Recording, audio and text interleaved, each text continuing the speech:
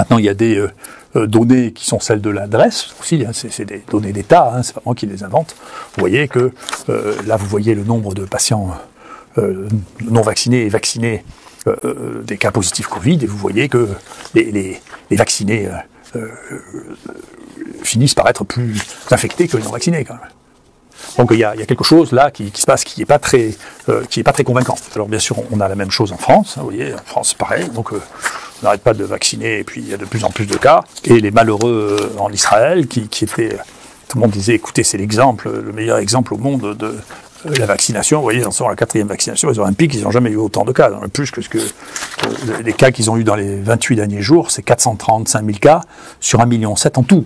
Ça, on est dans la 3e, 4e dose. Hein, donc, sur le plan de la stratégie de mise en place de la vaccination, le gouvernement peut être content, on a beaucoup vacciné, mais le résultat sur l'épidémie n'est pas convaincant.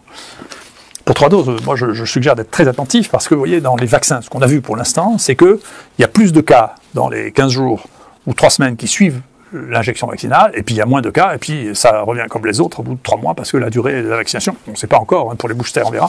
Mais vous voyez là, c'est pareil, ils font ce qu'on fait dans ces études, ce que moi je crois qu'il ne faut pas faire. Hein. Ils enlèvent les cas qui surviennent dans les 15 jours ou dans les 3 semaines pour le premier, et dans les 15 jours pour le 3e booster. Ce qui veut dire que les gens qui viennent d'avoir un 3e booster dans les 15 jours se retrouvent dans 2 doses au lieu de 3 doses. Oui, et donc il faudra un peu de temps, puisque c'est très récent, hein, les 3e injections, il faudra un peu de temps pour voir ce qu'est la vraie protection vis-à-vis des formes graves, des morts en tout cas, puisque c'est surtout sur les morts que pour l'instant on voit une différence, qui arrive toujours plus tard, de toute manière, c'est toujours un peu tardif, mais vous voyez que on ne peut pas être très impressionné pour l'instant pour les résultats de 2 doses, en tout cas, ça c'est très clair, et pour 3 doses, on verra bien, là aussi, vous voyez, le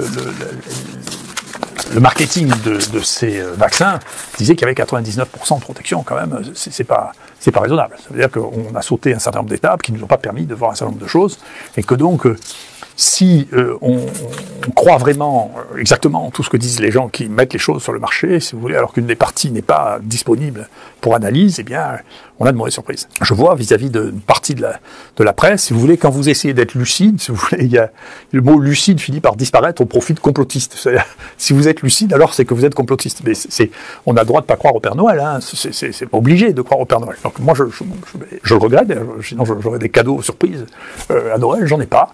Parce que je ne crois plus depuis l'âge de 7 ans, je crois, au Père Noël. Et donc, je ne crois pas, quand on me vend un truc comme ça, que c'est aussi simple que ça. On me donne un exemple qui me paraît très intéressant à étudier. Vous voyez bien, il y a une promotion considérable. Moi, j'en ai souffert, parce que je n'ai pas voulu m'associer à cette promotion, et je n'ai pas voulu retirer ma plainte contre le directeur de l'assistance publique de Paris, qui avait envoyé une lettre recommandée disant que je faisais un faux témoignage, ce que m'avait demandé le directeur de l'assistance publique de Marseille. Ça m'a coûté cher, ça, puisque je n'ai pas été prolongé, je perds plus de 4 000 € par mois. Ça m'a coûté cher, je prends mes responsabilités. Et je lui ai dit, je ne veux pas perdre ma crédibilité. Il m'a dit que j'avais pas de crédibilité, en quoi je ne suis pas d'accord. Et donc, comment se fait-il? Qu'est-ce qui se passe pour que... Moi, j'essaie d'expliquer ça dans le fait que c'est devenu un phénomène religieux, mais quand même, on a un Premier ministre qui reçoit 2 doses vaccinales qui fait le Covid. Il dit que ses enfants, je ne suis pas gentil pour ses enfants, qui l'ont transmis. Bon. On a un ministre de la Santé qui, lui, a fait 3 injections et qui fait un Covid.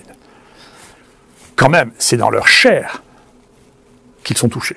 Comment, en étant touchés dans sa chair, on peut encore croire au message que l'on donne en disant vous n'allez pas faire de Covid si vous êtes vacciné. C'est quand même, il y a quand même une question qui est celle-là de la discordance entre le vécu et la théorie, et de voir la puissance de la théorie à côté du vécu. C'est pas raisonnable. On voit bien que ça ne donne pas les résultats de contrôle de l'épidémie qu'on pouvait admettre, et on voit que d'ailleurs le discours change petit à petit.